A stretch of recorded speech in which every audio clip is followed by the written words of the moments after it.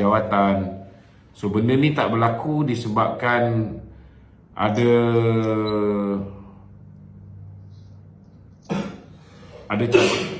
berlakunya campur tangan pihak-pihak tertentu lah, kan?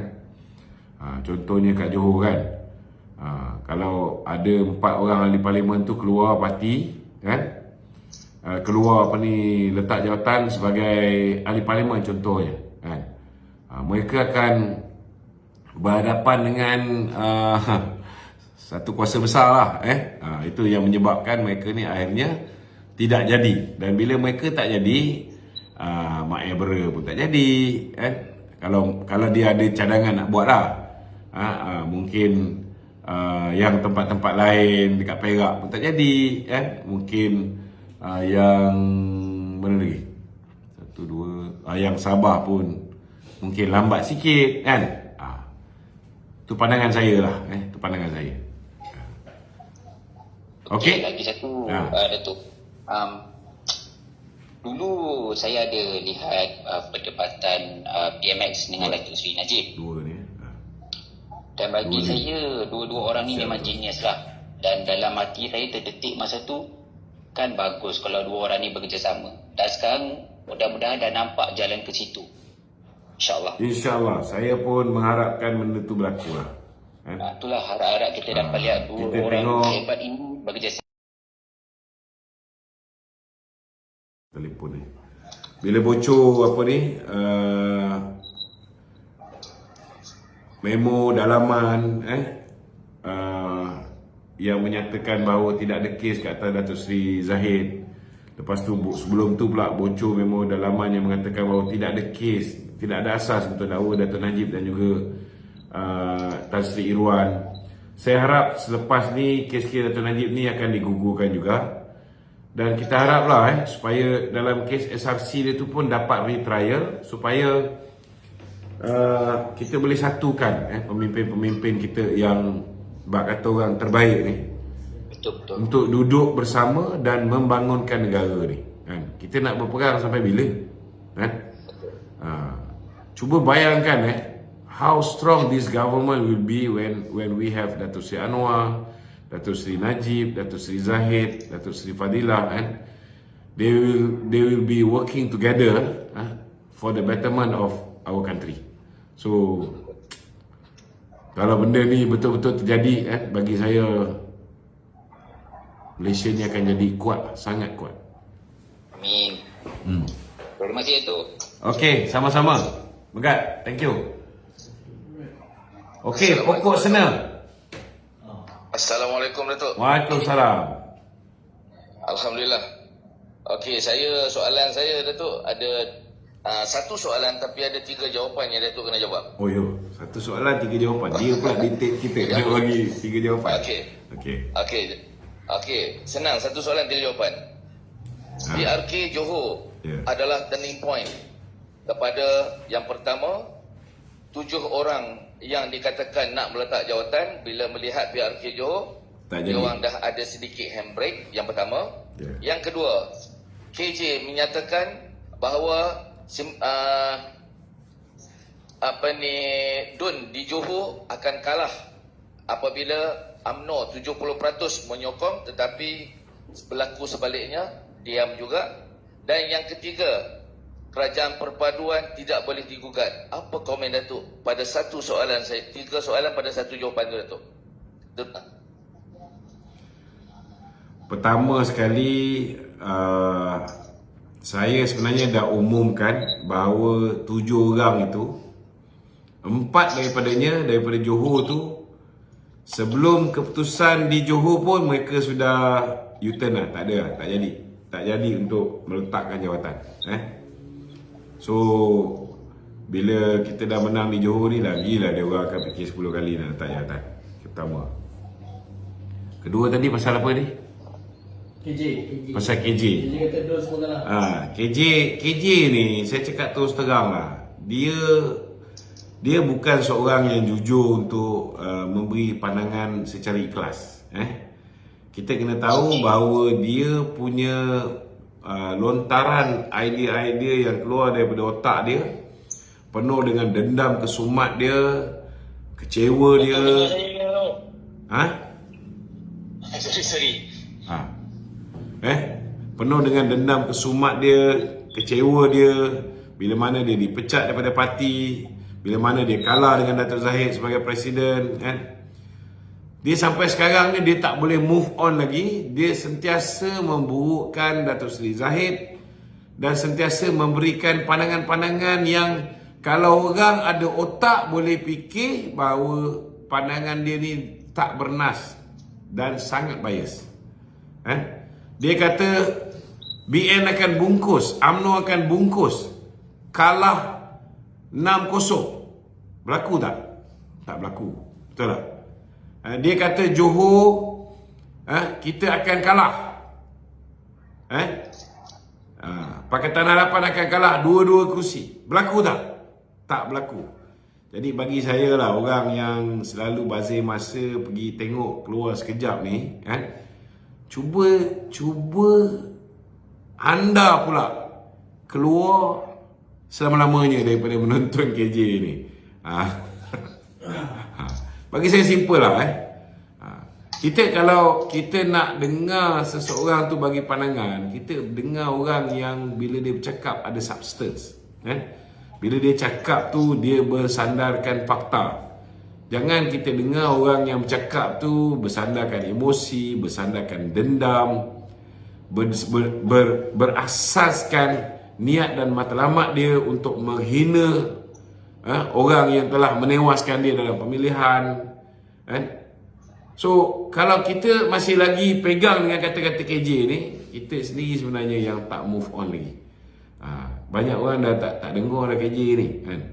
Tapi kalau masih lagi ada orang yang anggap KJ ni, apa dia cakap tu masih lagi boleh pakai, saya tak boleh nak kata apa lah, itu hak anda. Tapi saya harap makin lama makin ramai rakyat Malaysia yang lebih bijak dan boleh membuat penilaian dengan baik. Saya bukan suruh percaya cakap saya, tetapi perhatikanlah betul-betul KJ ni. Kalau benda tu menguntungkan dia, itulah pendirian dia. Itulah yang dia sokong. Kalau benda tu tak menguntungkan dia, contohnya macam sekarang ni kan, kita tengok dia suruh Datuk Najib dibebaskan, dia, itu bukan pendirian sebenar dia. Kita pun tahu dia nak suruh Datin Seri Rosmah keluar sekejap dengan dia. Dia invite Datin Seri Rosmah untuk keluar berbicara dengan dia. Padahal kita tahu niat dia tak baik ke atas Datin Seri Rosmah. Sama juga dia mengeluarkan kata-kata seolah-olah macam hari ni dia defend Datuk Seri Najib. Kita bukan bodoh. Inilah orang yang tak pernah mengenang budi, tak pernah mengenang bahawa ulas sawa ni tuan-tuan adalah punca kenapa Datuk Seri Najib diserang oleh Mahathir. Kerana bila mana Tun Mahathir tak bagi Datuk Najib untuk angkat dia ni sebagai menteri, Datuk Najib tetap angkat dia menjadi Menteri Belia dan Sukan. Padahal pada ketika itu Datuk Najib juga mengangkat Mukhlis Mahathir sebagai Menteri Besar Negeri Kedah. Itu pun Mahathir cukup marah. Dia marah beberapa orang. Datuk Seri Najib angkat KJ, Mahathir marah. Datuk Seri Najib angkat Chief Nazri Aziz, ini pun Mahathir marah. Dan juga Johari Baharu. Ini 3 orang. 3 orang. Okey. Baik. Ada lagi satu ke tadi? Soalan ketiga. Lagi, Datuk. Soalan ketiga semua berkaitan dengan Johor. Okay. Dengan ini tertutup sudah harapan mereka untuk menjatuhkan kerajaan perpaduan. Apa komen Datuk? Saya dah isytihar lama dah. Memang dah lama dah tertutup. Bila mana mereka nak cuba buat pertandingan jawatan Presiden UMNO gagal, itu pun dah tertutup lah. Bila mana lebih 95% perwakilan Perhimpunan Agung Khas UMNO menolak cadangan untuk dipertandingkan jawatan Presiden dan Timbalan. Itu dah tertutup. Lepas tu dia orang kalah beramai-ramai. Geng-geng pengkhianat ni kalah dalam pemilihan parti. Hampir semua bungkus. Itu pun tertutup juga. Jadi bagi saya tak ada apalah, tak ada apa yang dia orang ni boleh buat untuk mengganggu gugat kerajaan PMX ni. Kalau setakat Syed Sigaraga seorang ni, kita mungkin hilang 2/3 kan. Tapi bagus juga bila hilang 2/3 ni, secara automatik mereka tak boleh lagi nak melakukan fitnah baru. Kononnya, kita kena nafikan 2/3 kerajaan Datuk Seri Anwar ni kerana mereka berhajat untuk pindah perlembagaan dengan meminda kawasan persepadanan semula dengan mewujudkan kawasan-kawasan tambahan di kursi-kursi yang DAP tandingi. Sekarang mereka tak boleh pakai modal ni lagi dah. Kan? Ini hikmah di sebalik setiap apa yang berlaku. Okey? Baik, itu saja. Dah. Okey. Selesai. Selesai. Jadi saya ucap jutaan terima kasih kepada semua yang menonton. Tapi ada lagi yang belum kita jawab. Amy Domat, kita bagi 3 soalan. Amy Domat 1, Tomato Rice 1 dan juga Emirik tu. apa dia? Good evening. Amiani. Amiani. Saya tanya satu lah tu. Okey. Macam apa kesannya tu dia dah keluar daripada kerajaan, so dia kena bertanding semua tu kursi mual tu. Macam tu lah tu. Kalau ikut undang-undang, dia tidak perlu bertanding semula kursi Parlimen Muar. Tapi kalau dia ada maruah, dia menang atas sokongan Pakatan Harapan. Bila dia tidak menyokong Perdana Menteri yang datang daripada Pakatan Harapan, dia wajib ada prinsip, ada integriti, pulangkan balik kepada rakyat Muar memilih siapa yang nak menjadi ahli Parlimen Muar. Tapi yalah, Syed Saddiq ni kita tahu memang bukan manusia yang ada integriti, bukan manusia yang ada maruah kan. Kalau dia ada integriti, dia ada maruah, dia memang dia akan kosongkan kursi Parlimen Muar sebab dia menang atas sokongan Pakatan Harapan. Ya? Satu lagi satu tu.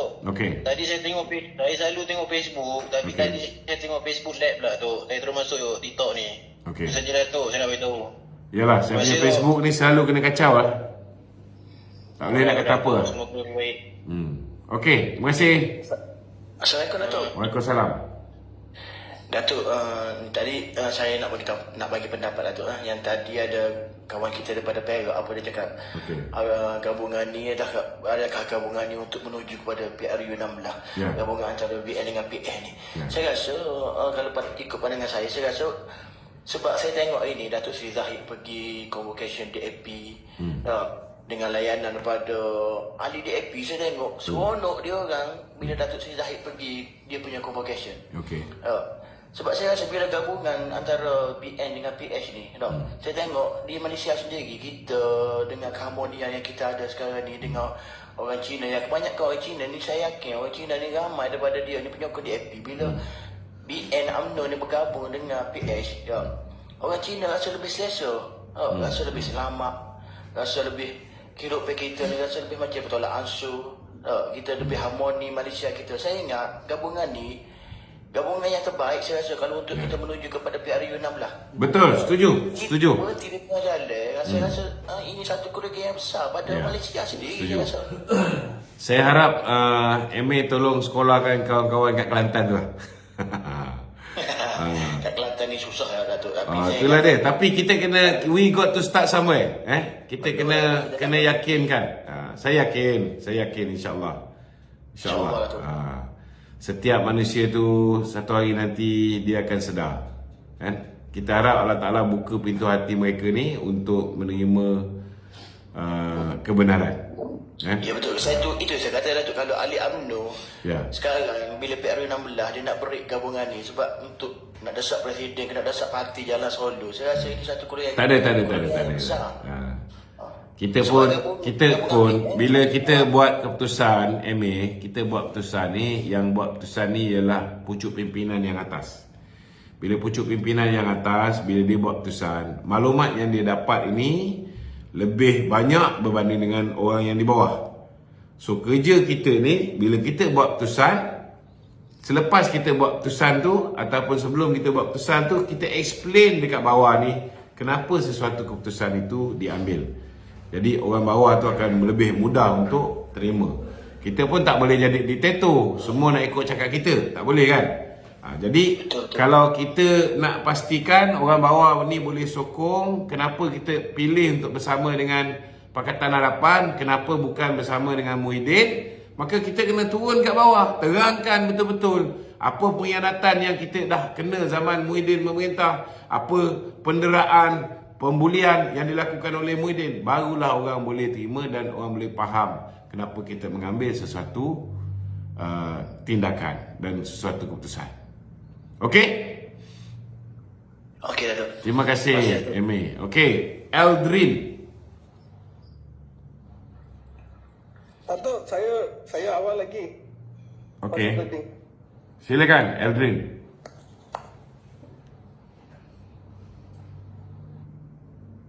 Tomato rice. Ya Datuk, saya awal daripada dia tadi masuk. Okey. Datuk, salam perpaduan Datuk. Okey, salam perpaduan. Okey, hari ini kita nampak ada satu puak yang cuba menggugat macam Merdeka hari itu dengan logo. Hari ini ada diorang pemuda PN dia buat PC, kata nak buat demo dekat Sogo pada hari 16 September, hari Malaysia nanti. Ini nampak sangat budaya mengkacau bilau perayaan sambutan macam Merdeka dulu dengan dia nak cuba menggugat kita punya sambutan Hari Malaysia satu. Yang kedua, dia slogan dia letak nak selamatkan Malaysia daripada siapa? Tengkuk dia ke apa tu? Saya tak faham satu. Sebab dia punya Boleh saya bagi you faham tak? Ini jawapan panjang sikit. Sebelum tu sekejap saja Datuk. Okey. Saya rasa daripada analisa apa yang sekarang berlaku, slogan dia kata selamatkan Malaysia, saya rasa dia nak selamatkan diri sendiri dan dia cuba nak mainkan isu Datuk Zahid dan cuba keluarkan dari kerajaan UMNO, daripada kerajaan perpaduan, dan dia nak bawa masuk kebalik ke muafakat. Itu dia punya slogan selamatkan Malaysia.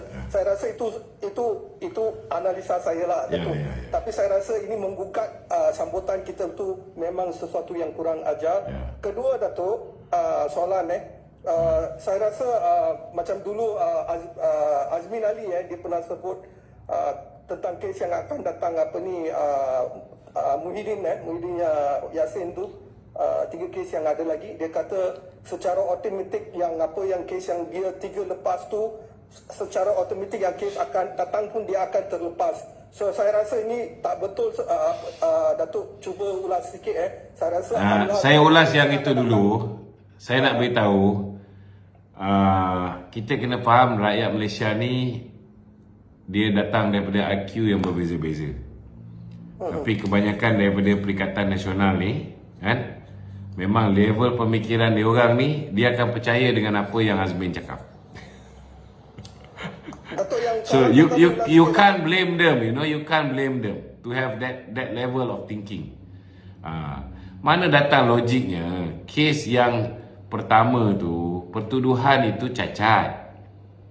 Okey, pertuduhan itu cacat. Itu sebabnya Mahkamah memutuskan bahawa dia dilepaskan dan dibebaskan sebab pertuduhan itu cacat. Kita pun tahu jugalah macam mana kertas pertuduhan boleh cacat kan. Kita pun tak boleh nak kata apa sebab bekas AG pun kita pun tahu kan, Muhyiddin yang lantik kan. Tetapi takkanlah semua sekali kertas pertuduhan cacat. Cubalah pakai otak sikit Azmin ni sebelum dia bercakap kan. Untuk kes yang kedua melibatkan 195 juta ringgit, pecah amanah dan juga amla kan. So tak semestinya kertas pertuduhan itu pun cacat kan. Walaupun kita tahu mereka gunakan macam-macam cara untuk lepaskan diri, tetapi trust me, sebenarnya Muhyiddin ni ada terlalu banyak kes yang lain kes Bistari Net belum buka, kes dulu dia bagi projek dekat suami Zeti untuk apa dipanggil tu, telaga air sekolah-sekolah tu kan. Belum lagi kes tentang menantu dia yang dapat Immigration Integrated System punya projek yang mana menantu dia yang telah melobi untuk sebuah syarikat. So banyak lagi kes dia, banyak lagi kan. Kalau misalnya kes dia ni semua boleh lepas, takkanlah kita tak boleh berfikir apa perlunya menantu Muhyiddin Yassin lari kan. Kan menantu PN Best kan. Kenapa perlu lari? Dulu bila Datuk Zahid kena dakwa di mahkamah, dia kata hadap je lah. Datuk Zahid 5 tahun hadap, turun naik mahkamah. Last kali bila bocor dokumen yang mengatakan bahawa sepatutnya Datuk Zahid ini 7 IO dan 7 DPP dan 5 IO mengatakan dia tak sepatutnya didakwa pun, tak ada asas pun. Baru akhirnya kes dia ni diberhentikan oleh pihak Jabatan Peguam Negara. Peguam Negara yang Muhyiddin sendiri angkat menjadi Peguam Negara yang telah melepaskan Datuk Zahid. So biarlah SPRM siasat dulu kan. Okey, saya nak jawab tentang pemuda PAS ni kan. Dia kata PMX ni Perdana Menteri yang gagal. Saya nak kata dia tidak bercakap benar tu pun tak boleh. Sebab memang betul. Apa yang dia cakap tu betul. Memang PMX gagal. Apa kegagalan PMX? Saya boleh senaraikan. Kegagalan pertama PMX bila mana Haji Adi Awang mengatakan, ni Presiden pada Fazli ni, dia kata dah cukup jomlah. Kalau ikut apa yang dibuat oleh abah kau, oleh pengurusi Perikatan Nasional, bila dia tahu ada orang nak buat undi tak percaya pada diri dia lockdown satu negara. Sampaikan Perlis yang angka COVID rendah pun, dia lockdown semua. Dia selamatkan tengkuk dia. Tapi Datuk Seri Anwar gagal untuk menyelamatkan tengkuk dia. Malah dia mencadangkan buat undi percaya, bagi peluang kepada semua ahli parlimen, termasuklah ahli parlimen Marang yang kata dah cukup jumlah ni, untuk buktikan bahawa sebenarnya Datuk Seri Anwar tak cukup jumlah, tetapi Perikatan Nasional yang cukup jumlah. Akhirnya apa yang berlaku? 148 termasuk Syed Saddiq Sigaraga pun memberikan sokongan kepada Datuk Seri Anwar. 2/3 majoriti. Ini kegagalan yang pertama. Kegagalan kedua, Datuk Seri Anwar mengambil alih negara ni, hutang yang ditinggalkan oleh Muhyiddin Yassin 1.5 bilion. Termasuklah dengan Pak Mael lepas tu. Kan? Apa kegagalan Datuk Seri Anwar? Dia gagal buat hutang baru. Kerana dia fikir kalau dia buat hutang baru, yang akan kena tanggung hutang ialah generasi yang akan datang. Zaman kita orang ni nanti yang akan kena tanggung hutang yang dia buat. Maka dia gagal buat hutang baru. Memang betul, gagal lah.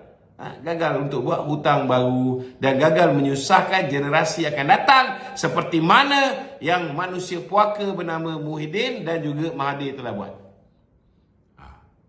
Kalau itu ditafsirkan sebagai gagal oleh Fazli, budak mangkuk ayun daripada PAS ni, maka gagallah PM ni, tuan-tuan. Kemudian apa lagi kegagalannya? PM gagal untuk daruratkan negara ni. Kalau dia berjaya untuk daruratkan negara ni, dia boleh belanja sesuka hati mak bapak dia macam mana yang Muhyiddin buat, bagi projek direct nego, projek Jana Wibawa, namanya Jana Wibawa untuk bantu kontraktor Bumi Putra, tapi last kali Tokey Prabot, Cina, kawan baik Muhyiddin yang dapat. Dia gagal untuk kayakan kroni-kroni dia. PMX gagal. Dia gagal kayakan kroni-kroni dia dengan projek direct nego seperti mana yang dibuat oleh Muhyiddin Yassin dan dinikmati hasil dia oleh termasuklah Fazli sekali. Bila mana Perikatan Nasional dengan dahsyat dia merasuah pengundi-pengundi berskala besar sepanjang tempoh pilihan raya umum ke-15 dan di 6 buah negeri baru-baru ni. Apa lagi kegagalan PMX? PMX gagal untuk meningkatkan pendapatan parti dia. Dia gagal untuk kayakan Pakatan Harapan, gagal untuk bantu BN dari segi sudut kewangan. Sedangkan dia ada peluang untuk ambil duit judi. Tetapi apa yang dia buat? Zaman PAS, 8 cabutan khas. Naik kepada 22, PMX turunkan kepada 8 balik. Sepatutnya, apa yang berlaku? Sepatutnya, dia kena buat macam mana yang Muhyiddin buat. Letak tepi rang undang-undang 355. Letak tepi hudud. Letak tepi sekali dengan kepiah Fazli ni. Duit judi diutamakan. Rasuah kepada pengundi didahulukan. Gagal lah. PMX tak buat benda ni. Gagal. Dia nak jadi bersih. Kemudian apa lagi kegagalan PMX? Dia gagal bersifat zalim. Kita tengok apa jadi ketika Fazli berada dalam kerajaan bersama dengan Muhyiddin. Duduk berkawan dengan UMNO, duit UMNO dibekukan. Duduk berkawan dengan UMNO. Saudara, kita lihat menteri-menteri yang dijanjikan patut jadi menteri daripada UMNO bagi senarai, dia tak ikut pun. PMX tidak. Apa yang Datuk Seri Zahid bagi senarai, semua dia ikut. Dia gagal untuk bersifat kuku besi. Kemudian kita lihat di Kelantan. Dan tentu-tentulah tak menyokong kita. Apa kegagalan PMX? Dia gagal bersifat zalim ke atas orang Kelantan.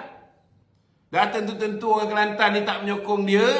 Duk maki dia macam-macam. Dia bagi 1.7 bilion untuk mengatasi masalah air di Kelantan.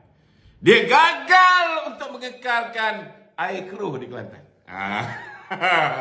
Tak pasal-pasal orang Kelantan daripada berpeluang mendapat air bersih, mandi air teh ais, sekarang nak kena mandi air putih depan ni. Sebab PMX dah salurkan 1.7 bilion. Dia gagal lah. Dia gagal. Apa lagi kegagalan PMX? Banyak. Banyak, saya cakap terus terang. Baik-baik dia boleh pakai 2 juta punya kereta, dia tak pakai. Cuma tengok Kelantan. Kerajaan yang ditadbir oleh parti Fazli ni. Walaupun tak ada duit nak bayar gaji kaki tangan awam, tetapi parti Fazli ni boleh beli menteri besar kereta Mercedes-Benz, esko kerajaan negeri semua Mercedes-Benz. PMX pakai apa? Pakai Proton cabuk je. Gagal! Kalau kira kegagalan lah. Kan? Dia gagal menyediakan lebih ramai orang yang bunuh diri. Gagal juga. Cuba kita tengok prestasi Muhyiddin ketika menjadi kerajaan dulu. Bukan setakat dia telah menyebabkan ramai orang papa ke dana, hilang pendapatan sempurna. Bila dia lockdownkan satu negara ni, ada yang boleh kerja, ada yang tak boleh bekerja. Yang boleh kerja pula pemandu teksi, pemandu Grab. Tapi disebabkan orang yang patut naik teksi, naik Grab tu tak boleh kerja, last kali dengan pemandu teksi, pemandu Grab pun lingkup juga. Ramai orang susah. Sehingga terpaksa merayu supaya duit KWSP dikeluarkan. Bila dapat duit KWSP, dah dibuka ekonomi sekejap, mereka mula gunakan duit KWSP tu untuk modal niaga. Last kali apa jadi? Ditutup balik. Bila tergugat je politik dia, ditutup balik sektor ekonomi. Bila buka balik, modal dah habis. Kena pinjam balong. Lepas pinjam balong, apa jadi? Mula-mula dibuka balik ekonomi, boleh meniaga balik. Lepas tu tutup balik ekonomi, Along pun tak boleh bayar. Lepas tu kena kejar dengan Along, kena simbacat, kena ancam keluarga. Saudara, kegagalan PMX dia gagal untuk mengulangi kejayaan Muhyiddin untuk meningkatkan 143% kadar orang bunuh diri ketika dia memerintah. PMX gagal. Kalau ikut otak Fazli lah. Saya boleh cerita tentang kegagalan PMX ni sampai pukul 6 pagi, tuan-tuan. Tapi kawan-kawan saya ni kesian, dah 1 jam setengah dia orang kat sini. Nanti dia orang tak boleh balik. Fazli kalau nak cerita tentang kegagalan ni, saya nak beritahu, patut kau bersyukur lah. Bersyukur kerana hari ni ada manusia bernama Anwar Ibrahim ini. Gaji pun tak ambil. Dia fikir sekarang ni macam mana dia nak ambil gaji dalam keadaan rakyat tengah susah. Hari ni bekalan barang-barang mentah makanan pun kita sekarang ni disebabkan India pun tak produce, tak ekspor lagi beras dia. Disebabkan Indonesia pun bukan setakat tak ekspor, dah mula import beras. Kita ada shortage of bekalan beras dan beberapa barang-barang ni. Hari-hari PMX fikir macam mana nak mengatasi masalah rakyat. Belum lagi Datuk Seri Mat Sabu fikirkan pujuk pula Datuk Seri Anwar. Ini salah satu kegagalan Datuk Seri Anwar. Dah tahu orang-orang Kedah ni lebih suka bukan RUU 355. Orang Kedah lebih suka revolusi. Tapi bila Mat Sabu pujuk minta 3 bilion 3,000 juta ringgit untuk bantu pesawah padi buat 5 kali. Buat 5 kali. 5 kali 5 musim 2 tahun. Buat sampai ke Perlis pun dapat rasa. Dah tentu Perlis Kedah bukan kawasan kita. Dia gagal untuk menganiaya orang-orang yang tidak mengundi kita. Dia bagi juga duit. Ini kira gagal juga. Kalau ikut otak udang Fazli ni lah, tuan-tuan. Memang gagal. Saya cakap terus terang, tuan-tuan, kalau saya cakap bahasa Molek, korang tak faham. Itu yang kadang-kadang kena cakap bodoh, kadang-kadang kena cakap tapi tak sampai ke cakap kepala bapa engkau, tak pernah lah. Tak pernah lah sampai ke tahap menghina sultan punya keturunan.